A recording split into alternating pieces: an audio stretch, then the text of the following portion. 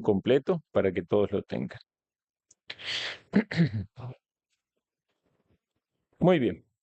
Los niños pasan a sus clases y nosotros continuamos con el estudio de la confesión en el capítulo 26, que es la doctrina de la Iglesia. Y nos quedan de este capítulo esta lección y una más.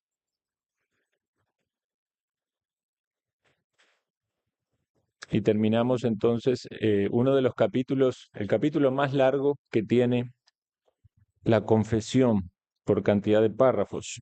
Tiene 15 párrafos. Muy bien. Leemos entonces el párrafo 9. Leo para ustedes. Aparece allí en pantalla. Dice, la manera designada por Cristo para el llamamiento de cualquier persona que ha sido calificada y dotada por el Espíritu Santo para el oficio de obispo o anciano en una iglesia es que sea escogido para el mismo por la votación común de la iglesia misma y solemnemente apartado mediante ayuno y oración con la imposición de manos de los ancianos de la iglesia, si es que hay algunos constituidos anteriormente en ella. Y para el oficio de diácono, que sea escogido por la misma votación y apartado mediante oración y la misma imposición de manos. Entonces, tenemos aquí un párrafo que es muy práctico acerca de la designación del gobierno en la iglesia local. Como ustedes ven allí, hay dos oficios, que es el oficio de anciano o pastor y el de diácono. Y dice este párrafo que Cristo llama al servicio de manera oficial, porque al servicio en general todos somos llamados a servirnos por amor unos a otros, a servirnos entre nosotros y a servir incluso al mundo que nos rodea para poder testificar del amor de Cristo.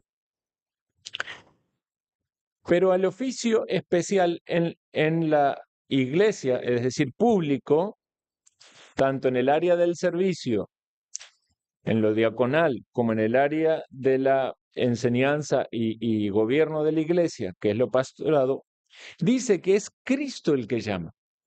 Entonces ese es un punto importante que la iglesia tiene que tener en consideración, porque esto nos separa de esa idea de estructura jerárquica humana, donde el que está arriba elige al que quiere que sea su segundo o su tercero o su cuarto y se forma esa pirámide donde es una decisión humana.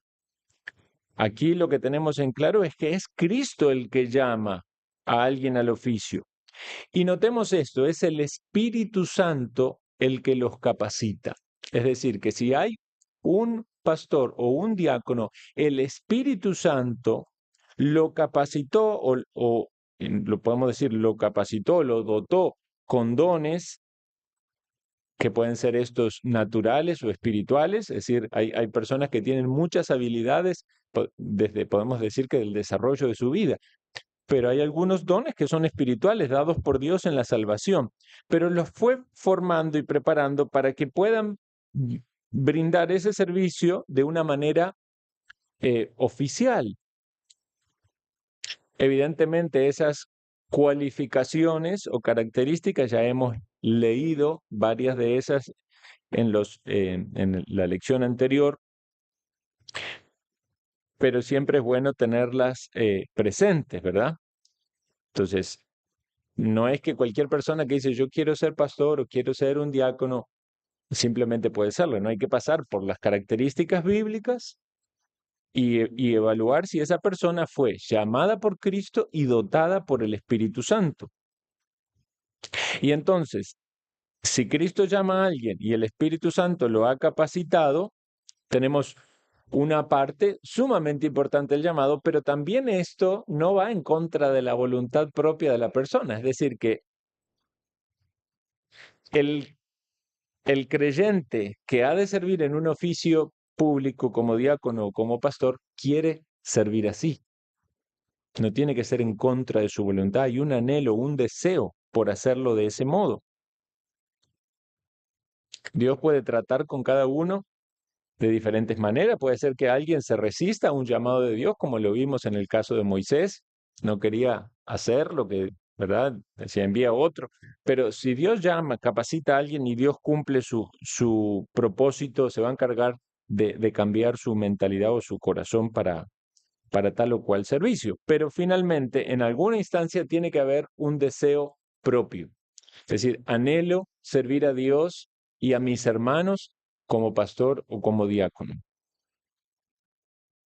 Ahora, como ustedes notan, tanto lo del llamado de Cristo como lo de la capacitación o dotación del Espíritu Santo están implícitos en el pasaje, en el párrafo, pero el énfasis no está en eso, aunque lo está diciendo, el énfasis está en cómo han de ser elegidos. Y lo que dice allí es que son elegidos por la votación común de la iglesia. Entonces, eso fue, digamos, muy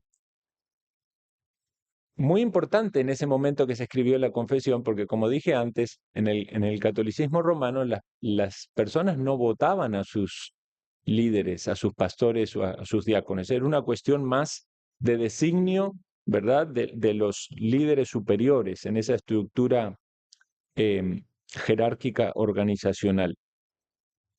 Aquí hay una participación de los miembros en la elección, los cuales deben votar no conforme a sus gustos, sino conforme a lo que Dios instruye en su palabra. Y ahí cambia un poco la perspectiva, porque no es simplemente una democracia de aquí hacemos lo que la mayoría quiere. Ese quiere, entre comillas, debe ser filtrado por lo que Dios quiere y lo que Dios ha instituido en su palabra. Es decir, que cada miembro de la iglesia va a querer a aquel que conforme a lo que Dios dice en su palabra, se presenta como alguien que va a servir a la iglesia en un oficio. Es decir, cumple con esas características bíblicas y tiene un deseo por hacer esa labor y se ve un fruto, primero, obviamente básico, de ser un verdadero creyente y segundo,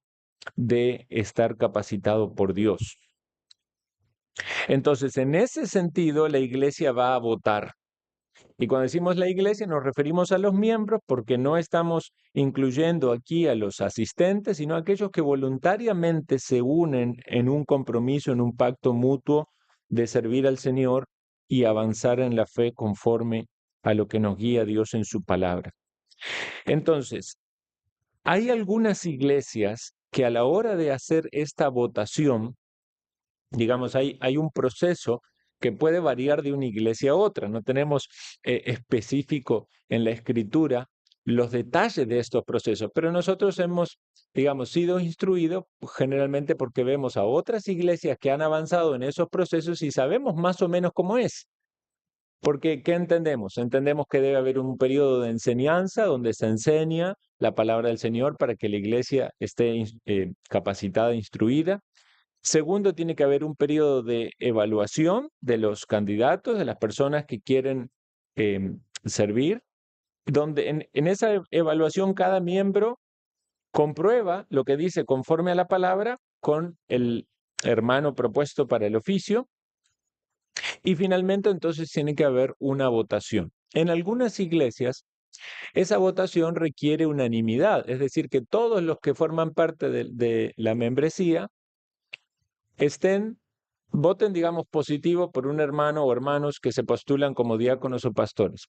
Sin embargo, en la mayoría de las iglesias, lo que requiere es un porcentaje de aprobación. Y pienso que esto es más sabio porque pudiera ser en algunos casos que por algunos motivos personales o estorbos del enemigo, alguna persona pusiera un desacuerdo, ¿verdad?, sobre que alguien sea un pastor o un anciano y si la unanimidad fuera el requisito, entonces se vería frustrado el avance. Pero si la mayoría de la iglesia, creo que generalmente en las constituciones de las iglesias se establece un 75% de votos a favor, obviamente lo deseable sería la unanimidad o la mínima cantidad de personas que se opongan. Pero incluso en esos votos que son negativos, lo que debemos plantearnos es, ¿hay un voto negativo porque alguien está viendo una característica que efectivamente, conforme a la Biblia, tal persona no la cumple? Porque si así fuera, incluso ese voto negativo tiene un peso muy grande sobre todos. El punto es considerar si es una característica bíblica y es objetivo lo que se dice. Digamos, un caso de un oficial a la iglesia que vive una vida desordenada, digamos, anda en borrachera o en apuesta, una vida inmoral. Aunque toda la iglesia lo quiera como pastor o diácono, si una persona presenta eso y tiene pruebas, evidentemente no solo no es capacitado para ser un pastor o un diácono, sino que además debería haber un proceso disciplinario en la iglesia, porque no puede permitirse eh, el pecado en la congregación sin un trato bíblico. Entonces, nada más para que tengamos bien en claro cómo funciona la elección de los oficiales en nuestra iglesia. Nosotros estamos como en un proceso de elección de diáconos y pastores que ha sido un poquito alargado ahora por algunas circunstancias particulares, pero en algún momento vamos a llegar entonces a esa instancia donde los hermanos propuestos como candidatos van a ser evaluados y se va a votar para que sirvan al Señor en los oficios. Los textos bíblicos que tenemos en este pasaje, en este párrafo, algunos ya los hemos leído. Por ejemplo, de que Dios es el que constituyó a los oficiales, ¿verdad? Entre ellos los pastores y maestros. En Hechos capítulo 6 tenemos la elección de los diáconos y es interesante cómo allí lo plantean los apóstoles poniendo este énfasis: buscad pues, hermanos, de entre vosotros. Aquí está la participación de la iglesia en ver entre los miembros quienes tienen estas características. Y esos a los que tienen esas características son los que deben ser elegidos. Por eso dice, agradó la propuesta a toda la multitud, y la multitud era la iglesia, y eligieron. Y ahí aparece la lista. Es decir, que la iglesia eligió. Sería difícil pensar cómo fue que los eligieron sin que haya habido una votación, porque la elección debía ser del grupo como un todo. En Hechos 14:23 dice, constituyeron ancianos en cada iglesia, habiendo orado con ayunos, los encomendaron al Señor en quien habían creído. Y esta práctica que vemos una vez que los oficiales son elegidos, en el caso particular de los ancianos, la Biblia llama a un tiempo de ayuno. El ayuno es la abstención de alimentos con el propósito de buscar a Dios en oración. No es simplemente una dieta, es abstenerse de la alimentación y de otros tipos de actividades normales para concentrarse en un modo especial en la oración. Entonces, esa sería una práctica también apropiada cuando vamos a elegir un pastor, que la iglesia ore y ayune buscando la dirección del Señor sobre el siervo que va a ser ordenado. También en el caso de los diáconos, se llama a la iglesia a orar, a orar. Y otra de las cosas que son mencionadas en este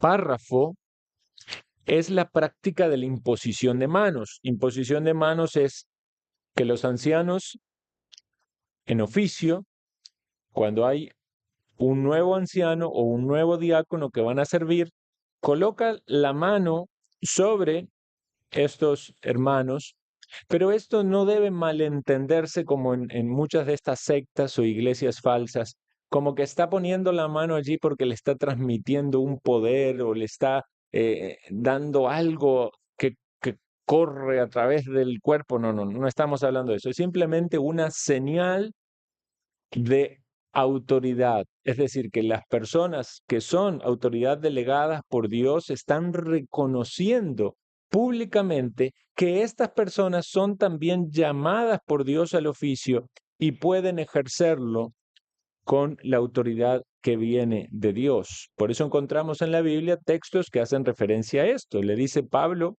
el apóstol Pablo a Timoteo, no descuides el don que hay en ti, que te fue dado mediante profecía con la imposición de las manos del presbiterio. Y el presbiterio es una palabra griega, presbuterium, que significa grupo de ancianos. Es un concilio. Es un grupo de ancianos, o como los hermanos presbiterianos usan esa palabra en su denominación, dicen, ¿verdad? Es el presbiterio, el grupo de ancianos. Entonces, cuando un hermano es llamado al pastorado o al oficio, los ancianos en curso imponen las manos reconociendo que es una autoridad que Dios ha levantado sobre la iglesia. Y por eso nuestra confesión indica que es importante que eso se haga si hay ancianos ya ordenados en una iglesia, porque cuando es una iglesia nueva, ¿qué pasa? Vienen ancianos de otra iglesia, como fue el caso aquí, en el momento en que yo fui ordenado, o en cualquier iglesia que se forma, vienen ancianos de una iglesia ya constituida. Y esto es una bendición, que esta comunión que hay entre iglesias constituidas de alguna manera traen una paz y una tranquilidad a la congregación de que no estamos haciendo las cosas a nuestro antojo, a nuestro gusto, sino que también en comunión con otras iglesias que se manejan en el temor de Dios y conforme a la palabra de Dios, nosotros queremos avanzar. Entonces hay prudencia, hay orden.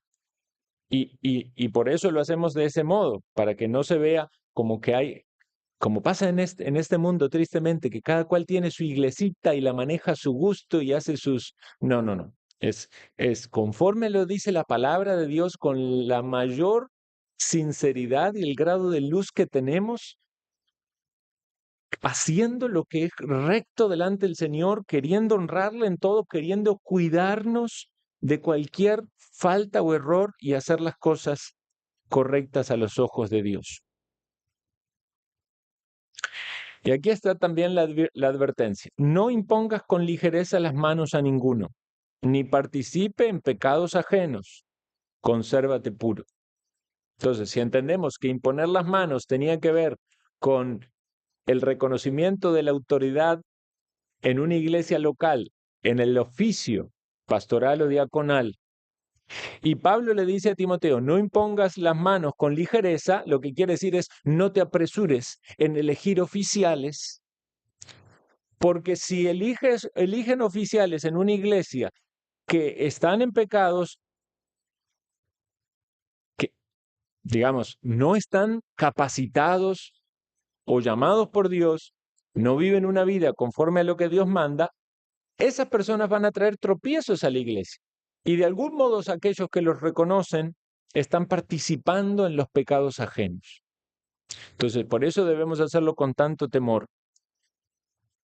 Que Dios haya llamado a tal pastor o a tal diácono y que ese hermano lo pueda ejercer con una conciencia limpia y que los que lo reconocen también puedan gozarse en estar honrando al Señor. Ahora, no estamos diciendo con esto de que el diácono o el pastor están beatificados, ¿verdad? No tienen ningún pecado, ninguna falta. No, todos tenemos pecado y todos pecamos todos los días, pero estamos hablando de los requisitos bíblicos y las características bíblicas, que alguien no puede vivir en pecados abiertos o notorios.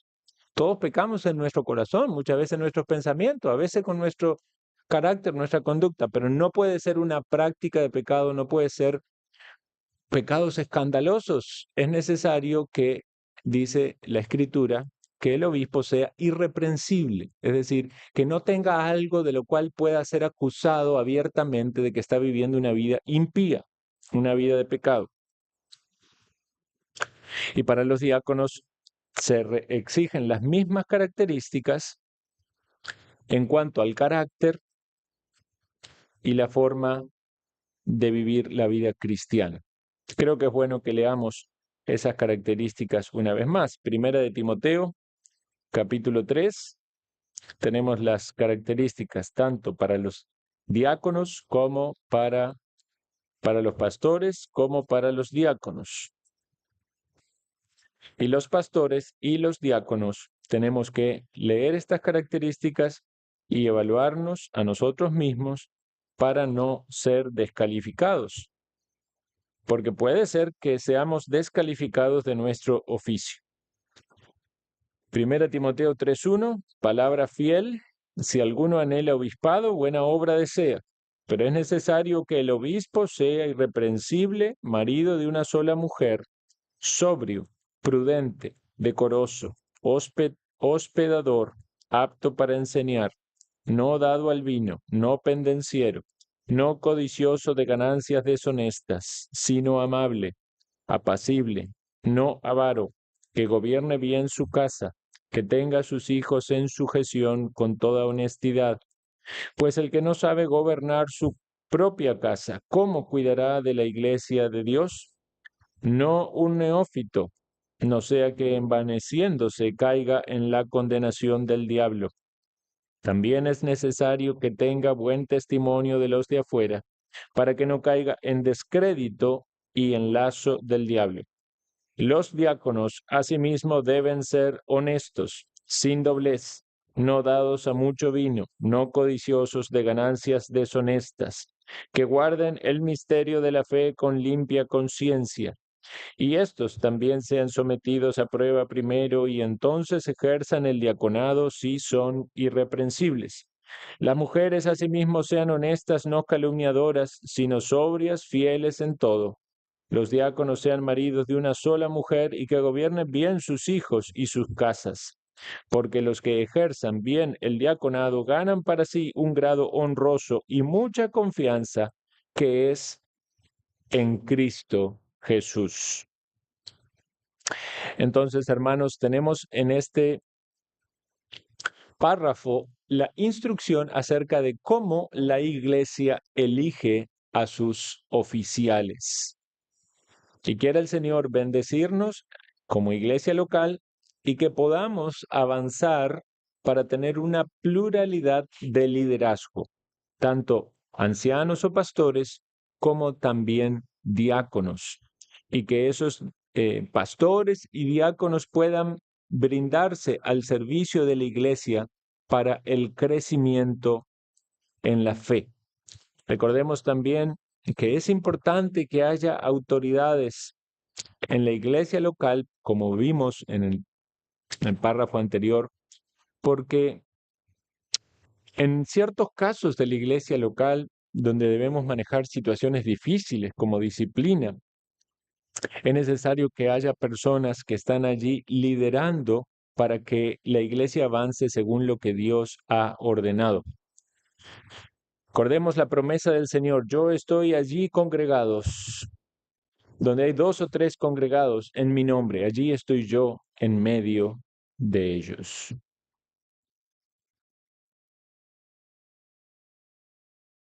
Muy bien, pasamos entonces al siguiente párrafo. Es el párrafo número 10 y lo leemos, dice así: siendo la obra de los pastores atender constantemente al servicio de Cristo en sus iglesias, en el ministerio de la palabra y la oración, velando por sus almas, como aquellos que han de dar cuenta a Él, es la responsabilidad de las iglesias a las que ellos ministran darles no solamente todo el respeto debido, sino compartir también con ellos todas sus cosas buenas según sus posibilidades, de manera que tengan una provisión adecuada sin que tengan que enredarse en actividades seculares y puedan también practicar la hospitalidad hacia los demás. Esto lo requiere la ley de la naturaleza y el mandato expreso de nuestro Señor Jesús, quien ha ordenado que los que predican el Evangelio vivan del Evangelio. Bueno, en este párrafo tenemos varias frases. La primera frase se enfoca en cuál es la responsabilidad de los pastores. Los pastores deben atender al servicio en la iglesia. Principalmente esta responsabilidad consiste en el ministerio de la palabra, es decir, la predicación del evangelio, la enseñanza de la palabra, de la doctrina, y en la oración. Oración por los miembros, oración por los asistentes y oración por la obra de Dios en general.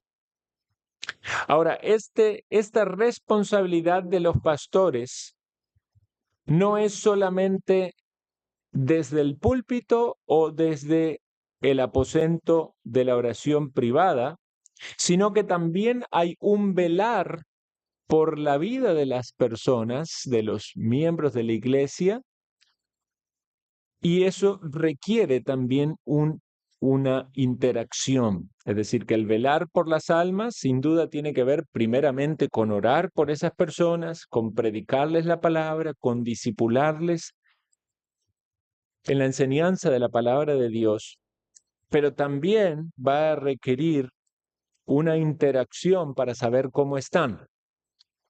Y muchas veces vemos esa figura de un pastor cuidando a sus ovejas. Los pastores tenían que no solamente acercarse a las ovejas, cuidarlas, aunque el rebaño podía ser muy grande y no, evidentemente no iban a estar cerca de todas al mismo tiempo, pero sabrían por su conocimiento cuáles tendían a alejarse más, cuáles caían en huecos, tenías que levantarlas, tenías que limpiarlas cuando se ensuciaban y diferentes tareas en la labor pastoral. De algún modo, esa figura sirve también para la función de velar por las almas. Hay algunas personas que requieren más tiempo, más cuidado y otros que caminan de alguna manera más independientes en su cercanía con el Señor, pero eso no significa que el pastor va a, a dar por sentado de que todos están bien. Tiene que haber una supervisión, un chequeo, tiene que haber un cuidado de esas almas. Y eso es desde la perspectiva pastoral, porque muchas veces también decimos desde la perspectiva de los miembros de la iglesia, de buscar a sus pastores. Pero el pastor debe reconocer que si ha sido llamado por Dios para esa función, Dios le impone una tarea por la cual ha de dar cuenta. Entonces, no es simplemente un trabajo más donde si usted no lo hace, su jefe lo va a regañar. No, Dios es el jefe aquí. Y todos tenemos responsabilidades en el servicio, pero sobre la iglesia del Señor y el cuidado de las almas, Dios va a pedir cuenta a los pastores. Y eso es lo que nos debe mover para cumplir nuestra labor correctamente o progresar en nuestra labor como pastores. Ahora, teniendo en claro cuál es esta función, también veamos qué es lo que Dios le dice a la iglesia o a los hermanos miembros. Les dice que la iglesia tiene una responsabilidad, en primer lugar, de respetarlos no solo porque nos debemos el respeto todos unos a otros, eso no sería necesario explicarlo, sino de respetarlos por el oficio. Hay que reconocer entonces que Dios ha llamado a alguien al oficio y si es un oficio tan importante y preciado para la iglesia, de acuerdo a lo que Dios dice, debe haber un respeto por esa causa. Como toda persona, nos debemos el respeto. No es que hay que respetar al pastor y a los otros no, pero hay que tener un respeto especial por ese oficio. Y entonces eso nos ayuda como a ubicarnos. Es como cuando, depende el entorno, ¿verdad?, en el que usted está. Si usted está en un hospital y allí hay un médico, ¿verdad? Usted habla con el médico de una manera diferente que lo que hablaría con un compañero de trabajo, de estudio que se encontró ahí ¿Por qué? Porque usted está entendiendo la función que él está cumpliendo. ¿verdad? Lo mismo podemos decir con alguien en un cargo de la política, ¿verdad? Un licenciado, un diputado, lo que sea. Entonces, entendemos la función y entendemos el respeto relacionado con esa función. Pero también habla de compartir con ellos las cosas buenas, es decir, que debe cambiar esa mentalidad que muchas veces hay tristemente en este mundo, ¿verdad? Los pastores son los que están en esas posiciones tan altas y, y viven una vida, ¿verdad? De otro nivel. Un pastor que ama al Señor y que cumple las características bíblicas y no es codicioso de ganancias deshonestas, muchas veces va a vivir una vida sufrida, una vida sacrificada. A veces no se entiende bien la tarea pastoral y puede pensarse, el pastor, sí, qué bueno, decía alguien, yo quisiera ser pastor porque solamente trabajan 2 o 3 horas los domingos y el resto de la semana no hacen nada. No es así. Y si se malentiende la tarea pastoral, entonces va a haber un corazón cerrado hacia el pastor y no dispuesto a decir, ese es un siervo de Dios a quien queremos servir y proveer. Muchas veces los pastores tienen que realizar trabajos seculares y no es que es algo que sea malo, muchas veces es necesario. En mi propio caso, desde que fui ordenado al pastorado en la iglesia en Miramar, trabajé secularmente, parcial, primero a tiempo completo, por unos años, después medio tiempo y recién hasta este año yo dejé de trabajar secularmente, aunque algunas cositas a veces hago, porque uno a veces necesita una provisión extra. Ahora, no es que esté mal, pero el modelo bíblico es que la provisión de los pastores sea la suficiente para que no tengan que enredarse en tareas seculares para producir los recursos para su propia subsistencia y la de su familia. Incluso muchas veces se necesita una provisión un poco mayor porque las mismas necesidades del ministerio hacen que un pastor tenga más gastos. Un pastor muchas veces tiene que viajar más o tiene que gastar más porque visita gente, porque hospeda gente, porque recibe gente. Y muy triste es cuando se ve en ciertas iglesias que los pastores realmente viven vidas de mucha necesidad, midiéndose en todo lo que pueden hacer. Prácticamente a veces no pueden ni salir ni a visitar a alguien porque no tienen dinero para la gasolina. Ahora, en algunos casos, como dijimos, es necesario que el pastor tenga su trabajo porque la iglesia no tiene las posibilidades. Pero lo triste sería que la iglesia, teniendo las posibilidades, el dinero se gaste en otras cosas y no se vea ese oficio como digno de tener un salario. Lo que dice la Biblia es que hay dos argumentos importantes para considerar que un pastor podría tener un salario y ese salario brotar de los mismos fondos que la iglesia recoge. Uno es la ley de la naturaleza y el segundo es el mandato expreso del Señor Jesucristo. ¿Cuál es la ley de la naturaleza a la cual hace referencia aquí nuestro párrafo de la confesión? Es lo que dice también la ley de Dios. Dice la escritura, no pondrás bozal al buey que trilla. Es decir, el buey que estaba trabajando no le iban a poner un bozal porque no iban a impedir que coma porque estaba trabajando. Entonces esa es una ley de la naturaleza, de la cual el propósito no era solo instruir sobre los bueyes y la agricultura o la ganadería, sino también instruir a la iglesia de Dios acerca de la dignidad de un salario al ministro de Dios. Por eso, en 1 Corintios 9:14, el apóstol Pablo toma esto para instruir y dice, los ancianos que gobiernan bien sean tenidos por dignos de doble honor, mayormente los que trabajan en predicar y enseñar.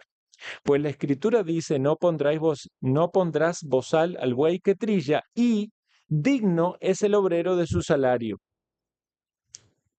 Entonces, hay una dignidad en el oficio pastoral y en el trabajo pastoral, por lo tanto, puede haber o debe haber esa provisión. Entonces lo entendemos todo en el correcto contexto y circunstancias particulares. Porque una iglesia pequeña, como es el caso de la iglesia nuestra, no puede pagar un salario, lo sabemos. Y gloria al Señor de que hay otras iglesias que extienden su bondad y en el caso particular nuestro nos apoyan con sustento para que nosotros podamos hacer nuestra labor aquí. Digo nosotros en el sentido de que es mi persona y el sustento de mi familia. En algunas iglesias han habido pastores por mucho tiempo que han tenido su trabajo secular y se han brindado al servicio. Y sabemos que esto ha sido un muy buen testimonio, pero en algunos casos transmite una idea equivocada, porque pareciera ser que para algunos esta es la norma. O sea, todo pastor debería tener su trabajo secular y solamente dedicar unas horas al trabajo en la iglesia. No, esta no es el modelo bíblico. Es para casos de necesidad, es para casos de circunstancias especiales, como por ejemplo el apóstol Pablo muchas veces no tenía recursos para él y para sus consiervos, y él tenía su oficio que era hacer tiendas. Y él dijo, en lo que respecta a mí y a los que están conmigo, mis manos han sido útiles, no he necesitado nada. El Señor nos ha provisto. En la abundancia, en la escasez, estábamos contentos. Ahora entendemos que hay circunstancias diferentes para un misionero solo o soltero, con un grupo de otros que lo acompañen, y el caso que vivimos hoy en día, muchos de los pastores con nuestras familias. No podemos quizás tomar o asumir necesidades o sufrimientos que voluntariamente podríamos sufrirlos si estuviéramos solos, pero cuando hay una familia de por medio, hay una responsabilidad mayor y una diligencia mayor. Por eso muchas veces los pastores tenemos que hacer alguna cosa laboral o secular para proveer para nuestras necesidades. Si Dios nos provee sustento, queremos dedicar nuestro tiempo mayoritariamente para el Señor. Pero si hay alguna necesidad, estamos dispuestos a hacer nuestros esfuerzos para suplir, porque también puede caerse en otro extremo, que es el de algunos de que dicen, no, a mí tienen que darme todo, ¿verdad? Y tienen que darme tal salario, y si no, no, yo entonces no me esa persona está allí por dinero, no está porque ama al Señor y quiere servirle en ese oficio. Vean lo que dice la Escritura en 1 Corintios 9:14. Así también ordenó el Señor a los que anuncian el Evangelio que vivan del Evangelio. Que vivan del Evangelio. Y esto es algo puro, algo santo, algo que debe ser tomado con suma delicadeza por la iglesia del Señor. Entonces, el Señor lo ha mandado y es legítimo. Debemos advertir los peligros de enredarnos en los negocios. Muchas veces, si estamos muy concentrados en los negocios, no vamos a poder dedicarnos bien a la palabra y a la oración. Y por otro lado, la ley de la naturaleza implica que si alguien está haciendo una labor, es digno de ese salario. Y esto quizás puede ser también instructivo o aclarador para aquellos que consideran el llamado de Dios y tienen duda y se debaten allí entre el llamado de Dios a la obra y el trabajo secular. Puede ser que Dios llame a algunos a servirle con su trabajo secular, con su profesión,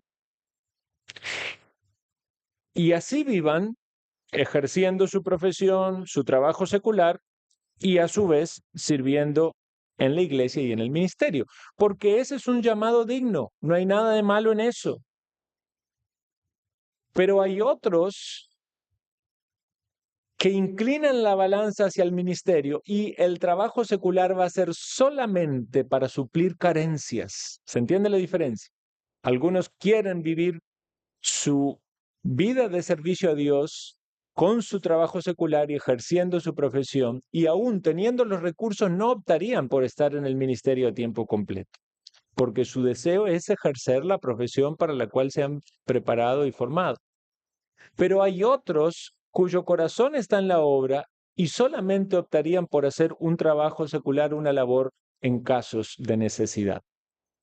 Entonces, a la luz de esto debemos entender este pasaje. Ninguno que milita se enreda en los negocios de la vida a fin de agradar a aquel que lo tomó por soldado. Esto no está diciendo que no puede haber pastores no, que tengan un trabajo secular. No, no. Es el llamado de Dios a cada uno. O sea, la persona que tiene su trabajo, su profesión, su trabajo secular, entiende qué es militar y cómo agradar a Dios. Y no debe sentirse mal porque está haciendo algo en su profesión. Pero aquel que entiende dónde está su llamado, siempre que haga algo que lo saca del enfoque del labor ministerial, va a sentir una incomodidad en su corazón. ¿Por qué? Porque esa es la manera en la que agrada a Dios, no enredándose en otras cosas. Entonces, entendemos que hay un ejemplo de los pastores dispuestos a trabajar, a proveer para sus propias necesidades, pero también hay una responsabilidad de la congregación de suplirles conforme a las posibilidades, dice ahí, antes del punto número 2. Y yo quiero agradecer a esta iglesia local, porque esta es una iglesia local pequeñita. Y ustedes saben, nuestras ofrendas muchas veces están en rojo, no alcanza para pagar la luz, los gastos, ¿verdad? Y bueno, desde mi perspectiva y el entendimiento que tenemos en nuestras familias, agradecemos mucho el esfuerzo que hacen por colaborar con nosotros, con algunos de nuestros gastos, con parte del alquiler de nuestra casa, algunas veces con ofrendas especiales que valoramos mucho y son una gran bendición para suplir nuestras necesidades. Pero aún así es importante entonces que recordemos todo lo que tenemos en la instrucción bíblica. Vean que en algunos casos, algunas iglesias lo que practican también, he sabido de iglesias que ayudan a los pastores con propósitos específicos. Por ejemplo, pastores que tienen que viajar muchas veces con proveer para la gasolina o los que están hospedando, ¿verdad? Proveer para esa hospitalidad. Pero entendemos que todo esto debe hacerse conforme a las posibilidades. Muy bien, entonces la iglesia es instruida en estas cosas.